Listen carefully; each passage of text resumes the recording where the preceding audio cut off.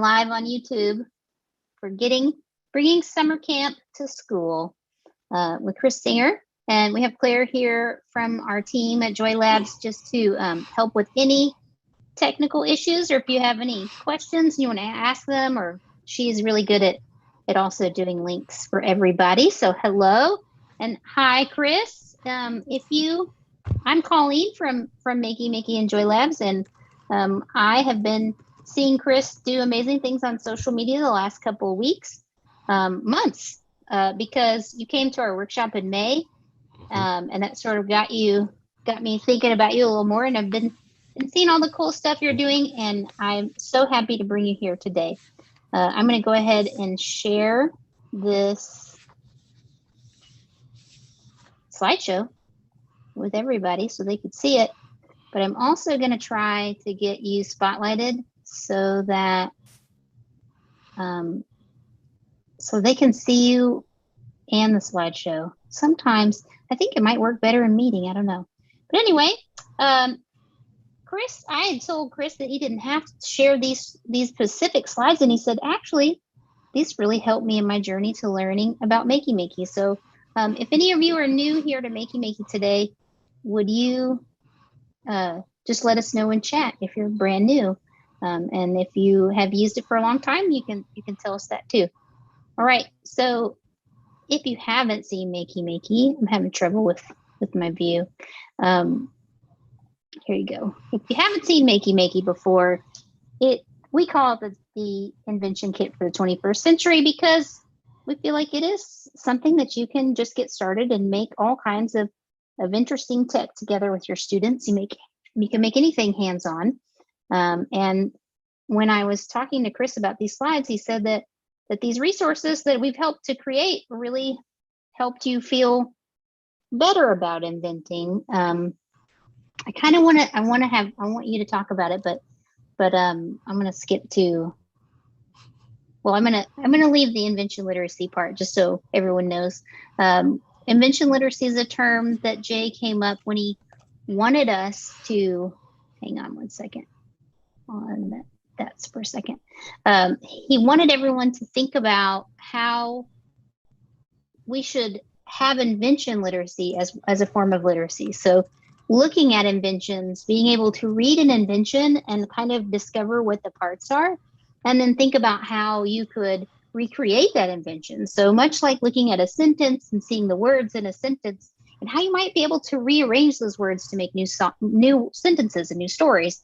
And just that idea of that is what got him and Eric Rosenbaum inventing Makey Makey, so they could have students put on the hat of an inventor and think about new ways to interact with the world. And I just think that's so cool. We think that Makey Makey is great for all ages of kids and adults.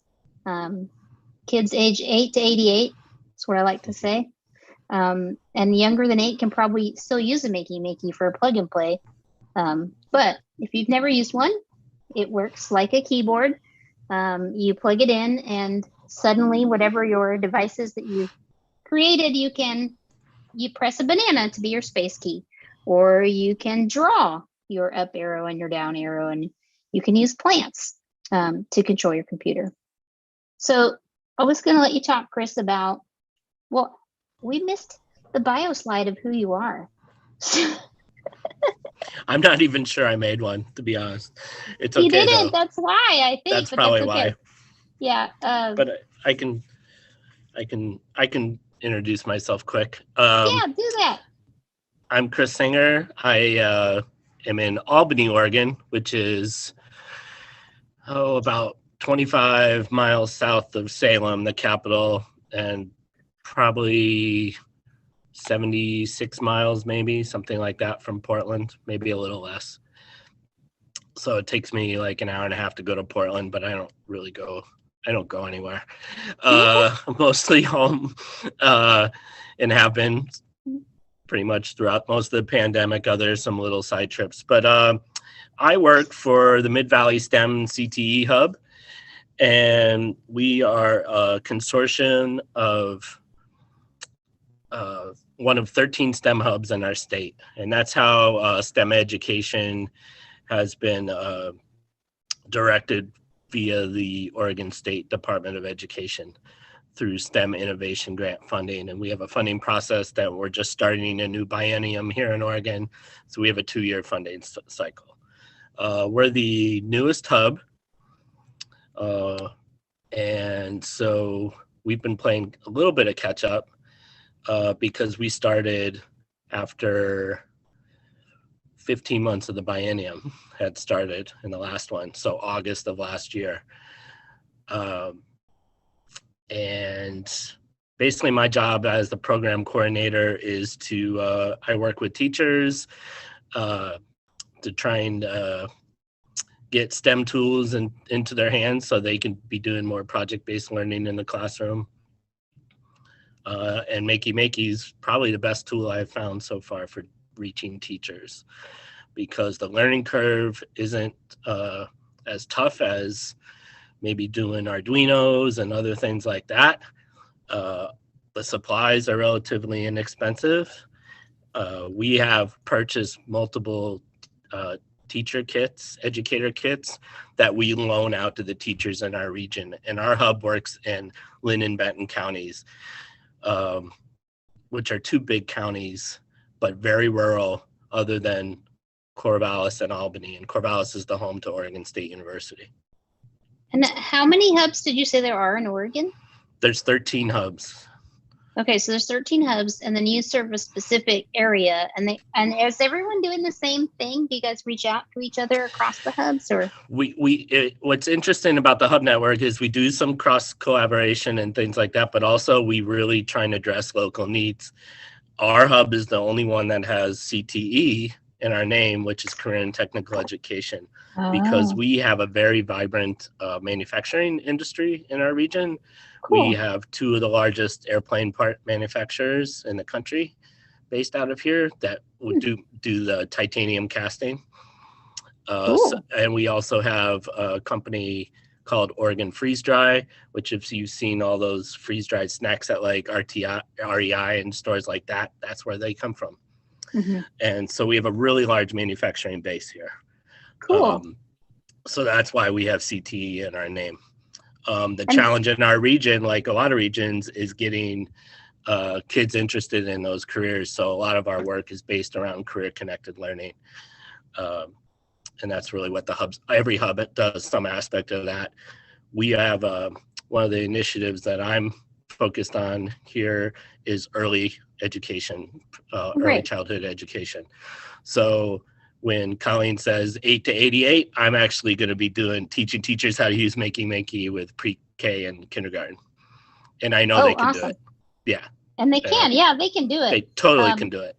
Totally can do it.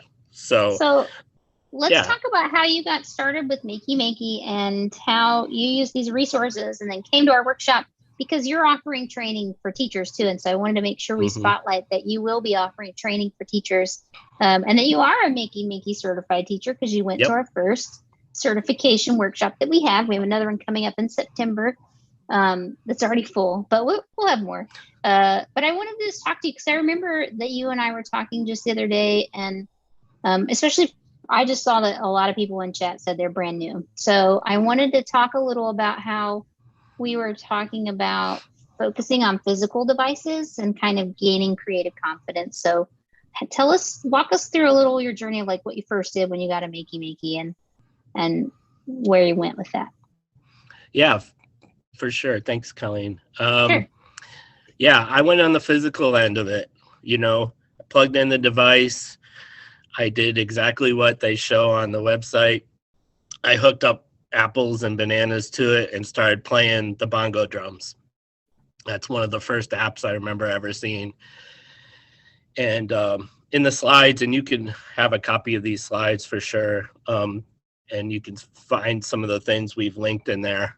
And I copied my slides kind of based on Colleen's really creative style that just actually has I love it. Do you want me to go to this slide, or do you want me to stay back here? Yeah, stay on these, because this is where exactly where I started. Was this week 1 exploring circuits.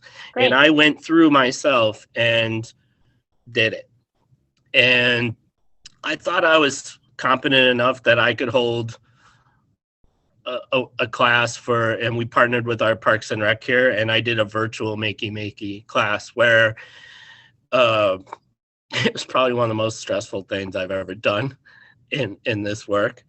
It was really tough virtually. I think if I were to do it now after going through all the training that I've done with Makey Makey, it'd be so different and so much better. But I learned so much by just jumping in. And yeah, I was nervous. It was hard. I had 10 kids. 7 of them did every week. So, I didn't have a ton of attrition. But I really tried to just focus on physical computing because that's where I was comfortable. And these are perfect for that. I had all the resources at my fingertips, and I was able to do it. And there were weeks when we had Zoom challenges and things like that, which was interesting because everybody here, all the kids that I was working with were doing distance learning. And a lot of them were like Zoom experts, or it'd be like, oh, you forgot to do this. Or so it was kind of like we all learned together. And that's the one thing I realized about this too, is that you don't have to start out, you don't have to be an expert to jump right into this. You can learn along with the kids. And I think that's actually a really good thing. We purchased the kit for this first class, Barbara. We purchased the kits and gave each kid a Makey Makey. For the summer camp, we did not do that. But I know of some parents who have already bought some for their kids because their kids went home super excited. But all these tools that Makey Makey has made, and really they deserve a huge shout out. And I'm always saying this about them. When the pandemic hit and we were all struggling for things to do with our kids, we were sent home, at least in my district, we were sent home this really terrible workbook that was awful and probably out of the 80s, to be honest, because it was still calling Native Americans Indians and things like that. It was horrific, and it wasn't vetted really well. And my daughter hates worksheets. She has like an aversion to worksheets. So I started bringing the Makey Makey out with her and going through this stuff. And I wouldn't have been able to do it, I don't think, without these resources at the beginning, And yes, I saw that about Scratch, and you can use Google CS First now. So that's a nice workaround. Kids can't log in, but they could still use Scratch. But you can do a lot with Makey Makey before you even get to Scratch. And that's how I like to talk about Makey Makey too, is that there's almost like modules you can do. Because believe me, I was not a Scratch programmer, but my daughter was. She's been on Scratch for like 4 years. She has like 350 projects she's made. And so I took the plunge though into Scratch and learned enough. And because of the way Scratch is set up, and the partnership they have with Makey Makey, they have modules for it. And literally, I've been able to do projects with 2 blocks of code. Mm-hmm. Yeah. We talked about how some teachers are really hesitant, and there are school districts that have blocked Scratch, and that there are a lot of things you can do where you plug and play. And instead of focusing on coding, you can focus on the physical creation of the device. So like, I spent all that time making this. I'm just looking at it. So this pixel art finger paint, which probably doesn't show up with my blur background. But this slide is like one of those slides that, I made all these, and I made them all during COVID. Like you said, it was just like, oh, we got to have kids doing stuff at home. Like we've built all this steam up, pun intended, for these maker projects, and now kids are going home and they can't touch things, and like, we gotta figure out a way they could use Makey Makey at home. So the idea was like, well, maybe schools will send them home so kids have something to do. And I started making all these, and I realized like we don't have a good guide that shows how to use all the apps. And so like I made these embedded slides like this, because this is how elementary teachers here where I live make slides. They make slides with 1,000 things on them. So. And for that first virtual group that I did, I just literally pulled these slides up and shared it and shared copies with them. And they were able to click on all the stuff, and it was brilliant. And so I'm such a huge fan of Makey Makey and what you can do with it. And then as you get more confident, you pull in more things. I And think we should say that we may, as adults and teachers, be hesitant to code. The kids generally are not afraid. There might be they're some not. kids, so it's fine to still focus on it, but most of the time they are not. We're not worried about it at all. And that's what I learned, and I think that's what helped get me over too. So I'm really glad you brought that up. Was that I had kids in that first virtual Makey Makey class in January who knew all about Scratch already. A lot of them had accounts. A lot of them were able to just get right on there. Some was brand new to them, but they learned it really fast, faster than I was, for sure. And then they were able to help each other too. And I think that's a really cool thing about this, is that the peer learning involved, and we could talk a little bit about my goals with the camp and stuff here now, because it segues in really nice. Sure. You know, that was one of the things I'm most proud of about the camp, is how the kids were able to work with each other and help each other, and kind of be leaders and be recognized for having certain skills that, you know, not a lot of people know about, but it was so useful for the class and the camp. And, you know, kind of how I set up the camp was I did not talk at them very long. I showed them, I love showing Jay's video from like 2013, because he's just he's got those big shorts on, and he's, you know, and he's just seems like just a big fun guy to, you know, a big kid, you know, and that's kind of how I am too, you know, I'm a big kid myself. And so I think, I show a little bit, some clips of that, because it kind of gets them thinking and seeing it right away. And then, you know, every kid has a Makey Makey kit in front of them. I had a kit for every kid, and I had 20 kids in my camp. And once they sit down, they start pulling it out, and then they pull out the little Makey Makey use it guide, which is all you really need to get started. It's perfect. And then I don't really spend a ton of time. I basically show them how to connect it. I show them what it does, and then I let them go. And the hook that I used on that first day is, and you can go to the next slide. Oh, sure. Colleen, is we started making video game controllers. Yeah. Because kids love video games. And it got them hooked right away with what kind of cool things can we use to play a video game. And it led to all sorts of stuff. And it led to, you know, kids using Play-Doh, to kids using their feet and aluminum foil. Kids were even making their own cases for them inside of cardboard, so it would hide all the wires they had. Yeah. They got really creative. And we did use one computer per Makey Makey kit. I have, in my lending library, I have a set of, I have 10 Chromebooks, but then I also borrowed some from the school district. I was just saying, you can hook more than one Makey Makey into a computer. But unless you remap it, you may not, that may be too complicated. But there are some games out there that are already controlled with WASD. And so, well, I'll just show this real quick.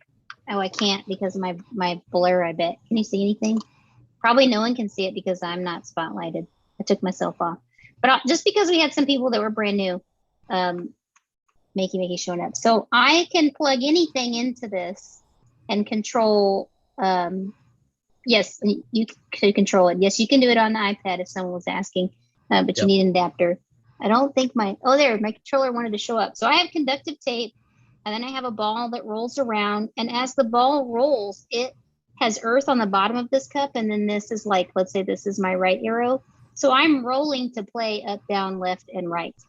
And when I do that with the Makey Makey, I'm able to just make up interesting game controllers. So that's something the kids could have made. But what I was going to say is on the back is WASDFG. so that if a kid found a game in Scratch that's controlled with WASDFG or somewhere else, they could plug both. You could plug two Makey Makeys in, and you could both play on the one computer. Yep. So that I just wanted to point that out. We didn't get into that, but but as we go and do more during the year, we'll get into that. Thing. No, yeah, it's not necessarily a beginner thing, but it's doable and it's not hard. It's just different. Yeah. and you could figure it out. It's definitely not hard. You just, the little white wires that come with the kit, you plug in the back. And I know that I had when I first did Makey Makey, I had kids do that just because they had used enough Scratch and they knew about WSD. Because I don't know if you know, Chris, did you know WASD are the keys we had before there was a mouse? Oh, no. I never know. Yeah, and that's how you played games. That was your up, down, left, right, because that's how you would play before there was such a thing as a computer mouse. So when you give these kids the instructions to like make a Makey Makey game, or just find a game and make a controller, how do you set them up for success to learn on their own so that they really like feel that ownership and that student agency to make something really cool? Yeah, like I was saying, I had I did a demo, but it was short. It was really short. And because my goal was to kind of get them right in and going, because it was interesting when some of the camp staff, I didn't know any of the camp staff I was going to have. This was a partnership done here on our college, and we were running camps, and our hub was putting on 4 camps. Mm-hmm. So this was the camp I did. I knew one of the kids was from my Makey Makey virtual. I recognized him. And then, but I had staff coming up to me right away and saying, oh my gosh, this kid is a problem. This kid was a problem last week, and kind of giving me all this stuff. And I was just like, yeah, whatever, I don't take any of that into account. I work with every kid, whatever. And but that was my concern going into this, was that, our region had been in kind of necessarily a lockdown, but distance learning for so long, was kids weren't really used to being around each other again. And it was kind of wild, Yeah. So I had decided that I was going to really limit and not cause, I wasn't going to talk at them for 20 minutes. I wanted them to really get in there and dig in and make mistakes and troubleshoot and figure it out. And the first mistake they make is forgetting to ground themselves. So they get it all hooked up and get all their keys and nothing's working. But you got to connect to earth down here. So it became a joke in our camp, was like, Chris, this isn't working. I've tried everything. I go, well, are you grounded? And they look, no. And so that was the big joke. It was like all the kids would ask when they would hear, are you grounded? And it was just kind of became a joke. But they started troubleshooting on their own and figuring it out. And so it was just giving them, like I had them, I go, you have this little sheet, go through this sheet and see if you could figure it out. I really didn't spend I just didn't spend a lot of time going step by step with him, because I knew there'd be you lose so many kids doing that, because you'll have the kids who are much more adept at it. You also had the peer learning, right? You had the kids who were like, well, I know you. Did you tell them to ask each other, or did they just go, oh, I figured it out, I'm ready to help you? Yeah. I asked them, encouraged them. It didn't happen right away. Some kids were comfortable enough to do that. But as the week went on, we upped it kind of every day. I added a new component every day. Some of the kids were playing games on Scratch because they were aware of Scratch. Mm-hmm. The next day, when we started making musical instruments, I introduced Scratch. Mm-hmm. And all I did and show them in Scratch was how to pull blocks over, which a lot of them knew how to do that already. And I showed them where to get the Makey Makey extensions. Mm-hmm. Cool. And then they explored it on their own. And if that's the direction they wanted to go in, they could do that. A lot of them were just using music apps. Mm-hmm. Okay. And doing their own thing that way. I had kids who took piano and were literally creating like cardboard replicas of pianos with brass fasteners as keys that they can hold it. Like, one girl actually like was the only time she really asked me for help was to help trace her hand because she wanted her fingers to be on the piano. Yeah. Like she played them. It was really cool. And yeah. And then, I would get asked questions about Scratch probably more than anything, but I had my little Scratch expert in the room, my daughter. Yeah. Oh yeah. And my daughter struggles with social stuff, and she's on the spectrum, and as bright and smart as she is, she's making friends can be hard for her. She's super blunt, so she's like a true East Coaster, like me. But I'm like, Tessa, I would say to a student with the Scratch question, and I could answer it every time. Yeah. There wasn't really anything I didn't know how to answer, but like, who's really good at Scratch? I go, you should ask Tessa. Well, or there was another kid in the class, and they would go over and ask Tessa, or Tessa would come over and help them. And then like all of a sudden they were collaborating on a project together, And sometimes that's the mark of a good teacher, is finding the student who has the knowledge that's ready to share, because that made Tessa more confident too, right? Like that wasn't helped her as much as it helped the other kid. And so those just-in-time learning experiences where they're able to share with each other is amazing. Now I want to share something in your slides I'm noticing. I'm having a hard time because the videos are trying to play. But look, you went from like one day of like pretty normal controllers and bananas and things, and all they're playing with here is like vegetables and brass fasteners, to this day where they've built a giant piano on the floor. And this kid's built like is that a pipe cleaner guitar? Like this is a very interesting guitar. The strings are pipe cleaners. Yeah. I mean, it was genius. You know what I mean? It was just like incredible. Yeah. So how'd you get him to do that? Each day we start the day with some video sharing. So there are so many examples.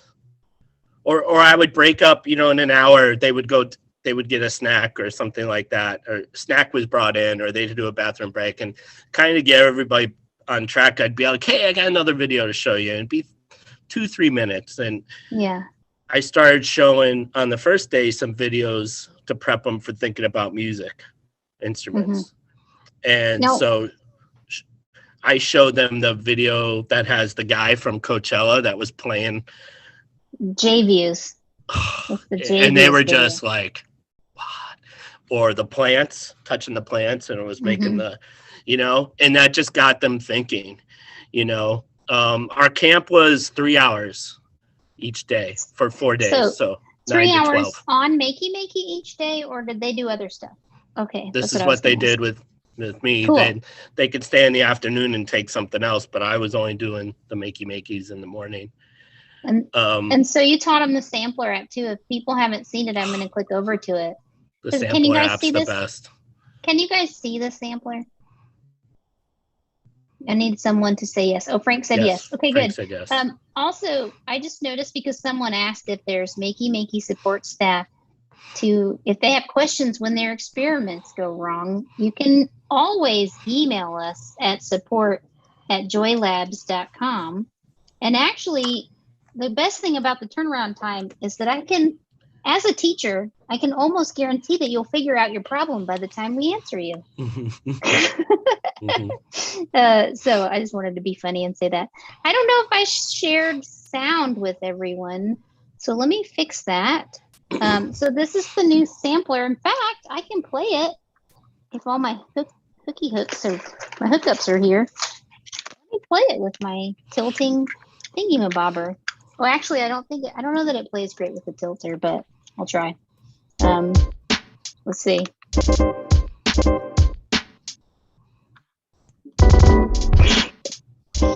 Yeah, it's not. I think it might be better for me to hold Earth Hang on. I'm going to try this. I'm going to hold Earth and touch the tape. And then if I refresh my page, oh, sorry, I did that thing again where I have you spotlighted, so probably no one's seeing this. But I'm going to touch, woo! And I have twinkle chords. Yeah, I love the sampler app. It's so fun. It's really fun. And you can, you can also record sounds in it. And you can upload sounds. So you could actually take the whole interactive project idea and use it with the sampler. I just wanted to, and I remember that you made a really fun robot drawing with the sampler during our workshop. Yep. Yeah. So this is just this to me is this is the musical instrument project for K through second. Yeah. It's perfect. Yeah. So if they can't use Scratch, they can use the sampler app. And it's free. So then after, they got introduced to the sampler, they got used to, and we went into the third day still finishing up instruments a little bit. And then on the day 3. And you showed them the back of the board on that other day. Yes, I did show them the back of the board. So they could connect WASD, and so some of the students, I should have added one of the pictures in there. One student had as much as you could get put into, and he had wires everywhere. He was just super into it. And this is kind of that third and fourth day where we put everything together and really started talking about how invention can help people. And we talked about inventions and, what was an important invention in their lives. If there was a thing that a problem out in the world that they could solve, what kind of invention would they like to do?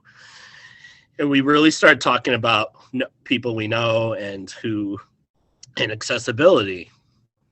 And we talked a little bit about human-centered design. And I didn't throw a ton of that into this, but if I was in a classroom in a school, it would be a much bigger part. And you can use tools like on pblworks.org and have like assessment sheets for kids to write about their projects and things. Those are really good things so that you can have some ways to do assessment. Obviously, for me, this was just a camp, and I wanted to make it as hands-on as possible. Yeah. The one thing I did have, though, is that every day kids could share their invention or share their video game control. We did that every day as a group. And we talked about how we give, how to give people good feedback that's polite, and also share ideas of like things they could have do to improve it. And they got really good at that by the end of the week. Mm-hmm. I like this Play-Doh controller. It was huge. Yeah. Excuse me. It was huge.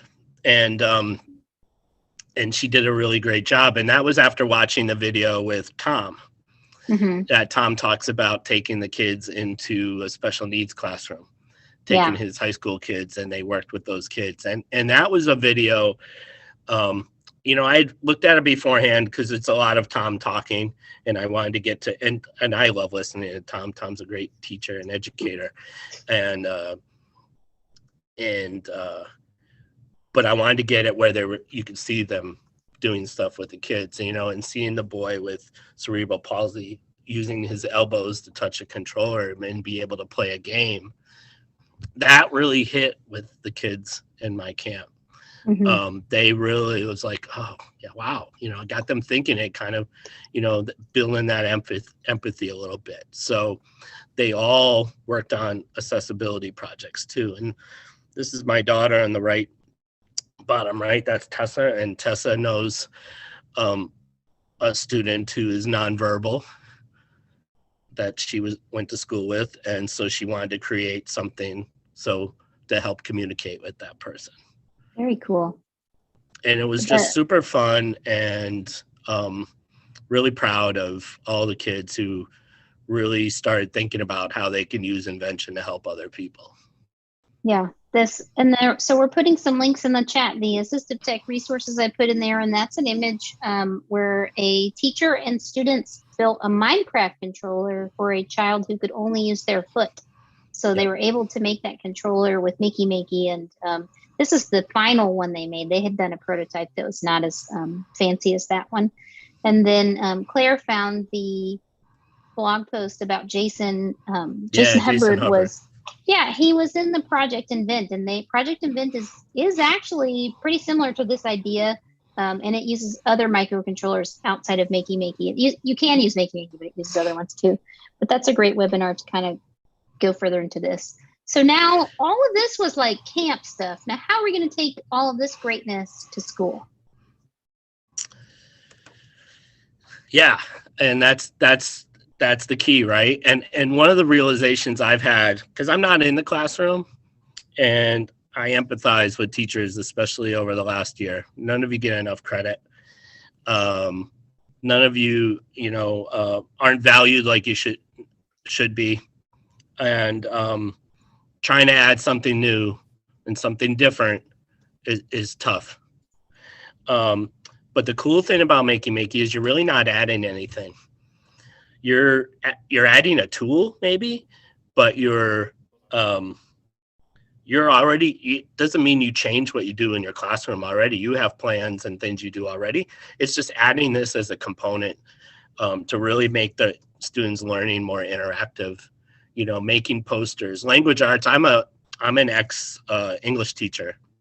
Mm-hmm. I didn't do it for very long. It was just not the thing for me to do. But I love language arts. I was a book blogger for a long time, a children's book blogger. So I love kids' books. I love picture books. And I use picture books. I didn't use them in the camp, but in my first virtual Makey Makey, I use picture books. I use a book like What Do You Do with an Idea? And we'd read the book and talk about how we get ideas, and use that as part of the workshop. But using books to kick off project-based learning is so fun and great. I love that. And the marvelous, what's it called? Yeah, the most marvelous thing. Is another great book. See, with the little girl with the wagon. And then the card. Yeah. What do you do with a cardboard box? Is that what it's called?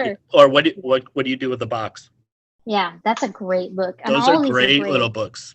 Mm-hmm. And you could find so many things, and and have kids make a box of text is another great one, where they're and kids can make their own houses, or and then you can talk about all sorts of stuff with that. But interactive posters, when I saw Colleen, I think Colleen, you did a post on interactive posters right around the time when it was might have been Black History Month, I think it was, and it was just this awesome. And that's the thing too, and I want just to tell everybody about Makey Makey. There's so many blog posts on Makey Makey. There's like a whole history of ideas and projects, and it's all right there at your fingertips. So a lot of this isn't really reinventing the wheel. It's already done. It's just taking that and putting it into your class, and it's really doable. And there isn't a better tool with support and all these ideas than Makey Makey right now. And making these interactive posters. I did one for Pi Day. I made one. There's so many cool things you can do. And again, it includes that scratch coding and stuff. But this stuff isn't just for, a STEM class. This can be in every class. And it just makes that learning experience more vibrant for students. I'm going to show the poster one. Yeah, show that, because that is a great project. I'm going to show that project, and I'm going to show you a couple other things that we just added, because I think that you're going to like all of them. So here's the poster project, and I'll put that link in here in the chat. But for anyone who's viewing live, you can go to our resource page. I think it's under the remap. It's just the idea of researching a topic and then finding. This is really not your first Makey Makey project. This is probably like your second or third project. And I did add how to do the poster with the sampler in here recently, or Scratch. And I think maybe I have this backwards. I should have how to make the poster touch points first. I'll fix that tomorrow. But yeah, I mean, so fun. This is really like a play on something I did with students where we did poetry. And what you'll find is that when students record their voice, they do so much better than when they stand up in front of people. Like making an audio recording is so much better.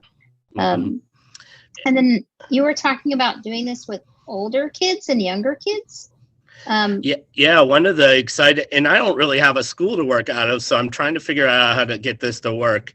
And I think I may partner with a preschool here that's on campus, but I'll figure it out. But if you're in a building that houses, younger students, I would encourage you to find a class to do a partnership with and help having older kids design for the younger students.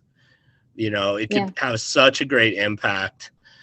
And that to me is some of that stuff that all this is great. But like, there's ways to take this kind of next level. And I love that, for myself is like, wow, how can we really make an impact among 2 classrooms, maybe, helping, or helping a preschool class. And I think about helping, a lot of, we have a Head Start preschool by us, so there's a lot of English language learners in there. Wouldn't that be cool to make, translation devices and things like that? Or, there's just so many options and so many things, or what's a need that their classroom has? How can we help them and get older kids to, think about younger peers and build that empathy and that social emotional learning, because that's all stuff that we need to have going on. And then you could take it even the next step and do the Shark Tank type thing, really expand it. And that's something I want to do this year too, is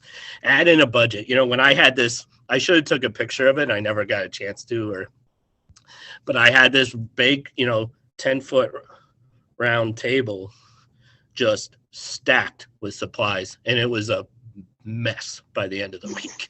Okay. But, kids were coming up and grabbing a little bit, and they did, to their credit, they didn't go super wild with it, but a lot of times there were mistakes being made with cardboard, and there was all sorts of cardboard pieces everywhere, and that stuff happens. But wouldn't it be cool if you kind of had this is your budget. Yeah. This is your supplies budget. You have to stick to this or your project might not launch, and get them thinking, really that design thinking and invention literacy and what's their invention. We got to stay on budget. We can only use so many materials. Plus, our budget has to go towards marketing. Well, how are we going to advertise this, and really get them think like entrepreneurship and things like that. So I think that's a really exciting thing, and get those kids who might be into graphic design and create a logo for it, create a product, and this is their product, and then give a nice presentation. And I think that could be such a really cool project to do. Shark taking Inventions is like something I think teachers are already doing. So this is a good yes and, right? Like we said. Yeah, I love that. This is a good yes and. You're already doing it, so let's just add this to it. To stick the Shark Tank, we actually invent something for someone else that's going to help them in some way. And I think that's what's really cool. Like that Minecraft foot controller is like, it's genius. Not hard. There's no coding. It's just how they physically made it.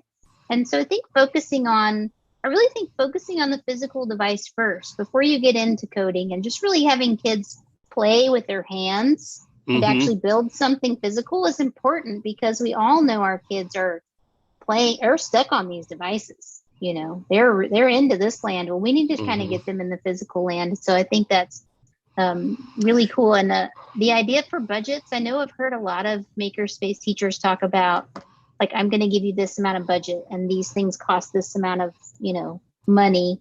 How are you going to spend it for your invention? Yeah. And that, that's something that we see on campus. We have because I'm based on a college campus. I forgot to add community college campus. And, but we have a student group that did exactly that out in the community. And, they made a prosthetic foot for a veteran. And I'm like, our younger kids can do the same thing, do something similar and do, they had a project budget, they had to market it, they had to do all this stuff as part of their club. We could do the same thing with them. And I just think there's always ways we can say yes, and let's do this too. And Yes, And that's really my big message for teachers is take the projects you're already doing, just incorporate this in with it as an extra element, just to kind of make them come alive. Poetry was a subject that when I was teaching English, that was always the one that would just like, I would have so many kids like, ugh, yeah, I hate this. You don't even know you hate it yet. You know what I mean? But like, they already judge it right away.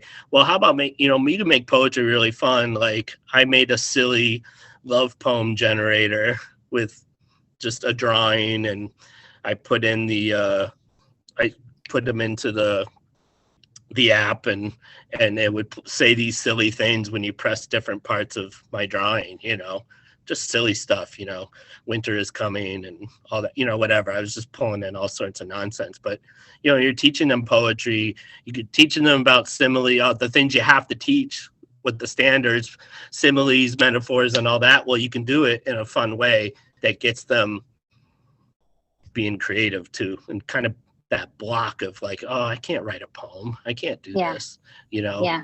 Well, you can. You could do. Nobody says it has to be good. It could be silly and funny, and then it becomes good. You don't have to become a poet laureate. So we did this drawing activity, but I would challenge them to find like 4 themes of a poem and draw an image that like illustrated the theme, and then they would read the poem. I remember seeing that. Yeah, I love that too.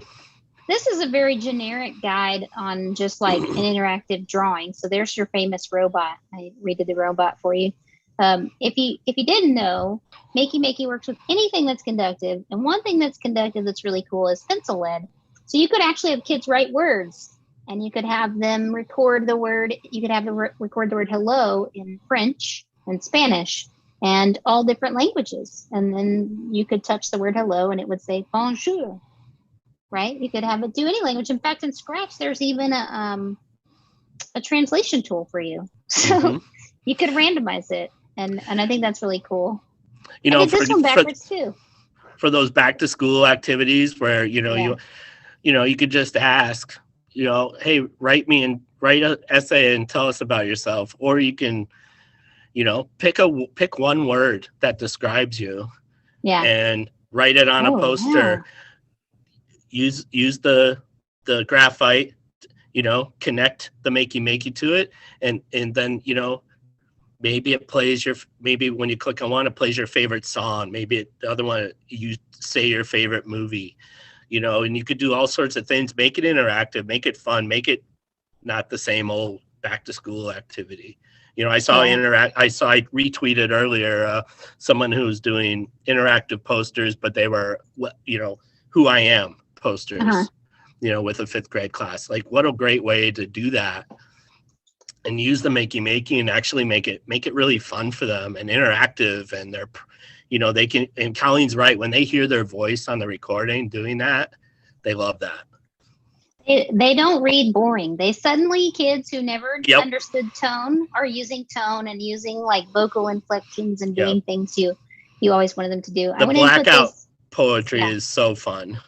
Yeah, so I put those links in there. These, you can get to these really quickly by clicking the arrow. It never wants to work when I'm on the screen. I need to move these up, but this is Hacking Literacy with Makey Makey, the section. And Chris, I don't know if you saw Dolly 1.0, but that's another great picture book activity. And I love that one. We also, in the final day, we didn't do a lot of it because we had a lot of we had kids who were done. I had to give them something to do, so I had them hack a stuffed animal, and that was fun. Yeah, but I love this. Hacking the toys. If you go back and see what Makey Makey did with the Pathfinder and the Institute over the summer, they did some cool stuff with hacking Scrappy toys circuits. And also Scrappy Circuits. If you're not aware of Scrappy Circuits, I made my own set of Scrappy Circuits to use too, and would love to do that with Makey Makey as well. Oh, I was gonna see. I thought I don't know that I ever did my wrap-up post about that. Like, you should do that because it was really cool. I was following along with that and was finding, and it was really inspiring for me to get more ideas. And that hacking of the toy that you guys did, like I know Mm-hmm. I like that. I want to be like some sort of schools out day camp, Mm-hmm. like all day. Um, it'd be so much fun to do, like bring in an old toy and I think of those like old electronic football games and stuff. Yeah. You know, We like could figure out like how to hack it to do something else. It'd be so fun. That was a really great workshop. I think we just like we're working on some other stuff right now, and I think I just never posted about it, but it was exhausting because it was 5 days, That was a long, and yeah. we did do like scrappy circuits with Mike, and we worked with the occupational therapists Katie Bootsu and Mark Lyons. So Oh, it was nice. like, and then we did a whole day on hacking toys actually. So That we got looked a so little much fun. I crazy. was so jealous. Yeah, we got a little Um, crazy hacking toys. And I actually found out there's this really cool magnet switch you can use with Makey Makey. So you don't actually have to touch anything. Um, and oh, there is cool. one in Mike's book, Oh, Mike Carroll's Scrappy Circuits book. He has a magnet. yeah, that's a great And book, by the way. yeah, Yeah. all those Um, switches work with Makey Makey. one thing I forgot to tell you about was Yeah. how the kids walked into my camp the first day. They had to step on a foot plate that Oh, set nice. off, and I used the Scratch program and made it to play random entry music for them. Nice. So I had like the Imperial March play on a random basis, but I also had like a scene, like people, crowds cheering, booing, even and a couple people, kids, you know, like That's great. all this. I had like 6 or 8 different sounds that when they stepped on it, when they walked in, it played like a theme music for them. So I thought that was a fun way to introduce them to it because they were all asking, well, how'd that work and all that, and get them like right away. Yeah. And that was That's my fun. thing. How could I hook them right away, really fast? I went and spoke to charter school yesterday, and how I decided to hook them was I brought the Makey Makey, and you know they've been sitting in their like beginning of the year PD all day. You know they look just thrilled, you know, to be there, and so I had the glasses of water, and I was playing the sampler app when I was drinking out of the water. Mm-hmm. That's fun.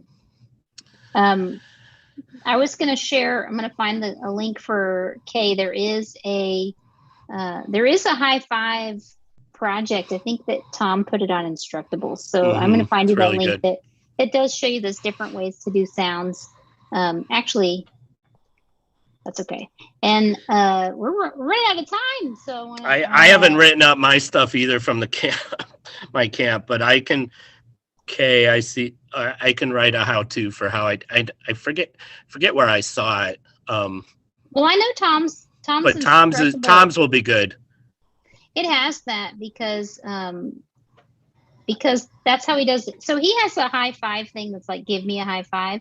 And I made a like jacket when we went to London, and people would pat Tom on the back and it would tell Tom something nice. Like it would just That's say awesome. like a nice thing. And so I'm pretty sure he has, I don't know where it is, but I know he has it somewhere. I'll find it. And what I'll do is I'm going to put all the links in a blog post when this is over, because we Awesome. did share a plethora of information. That's one of the awesome things about having Claire, is she helps keep track of those this whole time. And if sorry, you go want to ahead. get in contact with Chris, we've got his Yep. contact information up here. He is going to be he can lead sessions with your staff, and if you want him to virtually, probably, I'm sure he'd be up for that. Yeah, this was great. Oh, I think what I wanted to say was we didn't go too specific in how you really get it done at school, but I think, your timing is up to you. And Right. if you can have a long project that kids work on a certain amount of time, you can do these things. And you could definitely do the musical instrument challenge in school. I've seen lots of schools do that. And it is really fun. And I think Dory Friedman has a great post on our blog too, where she did musical instruments and they looked at sound waves and things. And so there's all kinds of ways to make those curriculum connections. So Chris, I want to thank you for coming and being here and helping share all these great ideas. These are great ideas for new to Makey Makey, and then even for advanced, because we're seeing the way you just push that out in 1 week is pretty amazing. So thanks so much. Thanks for coming. And everyone's telling you in chat. I know. Thank you. I appreciate that. Means a lot. Thank you for the great information, and it was really nice to have you here. And everyone just know that Chris is like pretty new to Makey Makey. Like he was started last spring and already is a Makey Makey Jedi. So it doesn't take long.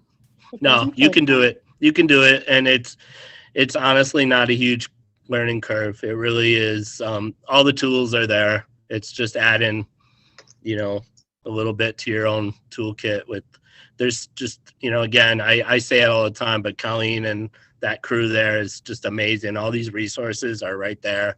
You could learn as little or as much as you want to just from that website. Yeah, thanks. We have so much content out there. I think sometimes it's hard for people to navigate. They get a little overwhelmed, but start small. Start with musical instruments, just like Chris, or game controllers, and then musical instruments, and you'll be able to get those kids into designing for others. And that's what we want to see, is that push for empathy. And thanks, Chris, for working with teachers and promoting these ideas. And you were going to say something. I was just going to say, I didn't even get into like making our own games. We could have totally done that. And I'm talking more physical games, not so much coding. I'm thinking of like making our own operation game, or the wire game. Or the wire game. I'm actually starting to work on that. I want to make that. I still have my hula hoop over here. Yeah, I also have 2 hula hoops here that I didn't use in the camp at all. So I'm trying to figure out what to do with the hula hoop. One of the kids was like, I wonder if we could make a driving game with it. You can. You totally can. That's the kind of stuff, occasionally somebody would see something on the table. It's like, well, how would this work? And I'm like, take it back and try it.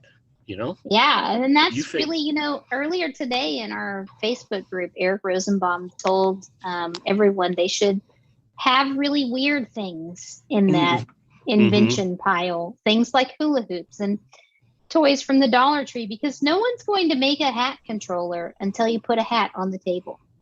That's right. So I just really quick showed how to find stuff. So one way to find all of our content is to click on that magnifying glass. And I just looked up hula hoop, because this hula hoop controller is really cool, that Katie and Mark created. And it is a different way to play. And so once your kids look at different ways to play video games too, they create different video games. You're going to create a different game when you create a different way to look at things. So thanks so much for coming and being here with us tonight. And everybody else, thanks for coming to attend. I'm so glad you enjoyed it. We'll put everything up. And I'm going to say goodbye to YouTube. Say bye to YouTube.